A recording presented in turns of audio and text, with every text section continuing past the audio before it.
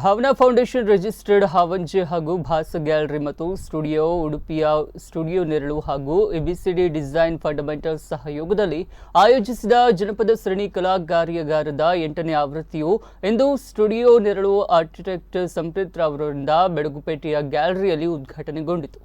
ಮುಖ್ಯ ಅತಿಥಿಗಳಾದ ಚಿತ್ರಕಲಾ ಮಂದಿರ ಕಲಾಶಾಲೆಯ ನಿರ್ದೇಶಕರಾದ ಡಾಕ್ಟರ್ ನಿರಂಜನ್ ಯುಸಿ ಅವರು ಶಾಲಾ ಮಕ್ಕಳಿಗೆ ದೇಸಿಯ ಕಲಾ ಪ್ರಕಾರಗಳನ್ನು ಕಲಿಯಲು ಇದೊಂದು ಉತ್ತಮ ಅವಕಾಶ ಎಂದರು. ಭಾವನಾ ಪ್ರತಿಷ್ಠಾನದ ನಿರ್ದೇಶಕರಾದ ಹಾವಂಜೆ ಮಂಜುನಾಥ್ ರಾವ್ ಉಪಸ್ಥಿತರಿದ್ದು ಈ 8ನೇ ಸರಣಿ ಕಲಾ ಕಾರ್ಯಾಗಾರದಲ್ಲಿ ಮಹಾರಾಷ್ಟ್ರದ ವರ್ಲಿ ಕಲೆಯಲ್ಲಿನ ವಿಶಿಷ್ಟ ಶೈಲಿಗಳಾದ ನಯಾಧಾನ್ ಹಾಗೂ ಚೌಕ್ ಚಿತ್ರಗಳನ್ನು ಕಲಿಸಿಕೊಳ್ಳಲು ಬಂದಿರುವ ವರ್ಲಿ ಬುಡಕಟ್ಟು ಕಲಾವಿದೆಯರಾದ ಮೀನಾಕ್ಷಿ ವಾಸುದೇವ್ ವಾಯ್ಡಾ ಹಾಗೂ ನಳಿನಿ ರಾಮಚಂದ್ರ ಕಲ್ಲಂಗಡವರವರು ಈ ಕಲೆಯ ವೈಶಿಷ್ಟ್ಯತೆ ತಿಳಿಸಿದರು. ಇಂದಿನಿಂದ 5ನೇ ನವೆಂಬರ್ ತನಕ ಬೆಳಗ್ಗೆ 9:30ರಿಂದ ಸಂಜೆ 5 ತನಕ ಈ ಕಾರ್ಯಾಗಾರ ನಡೆಯಲಿದೆ.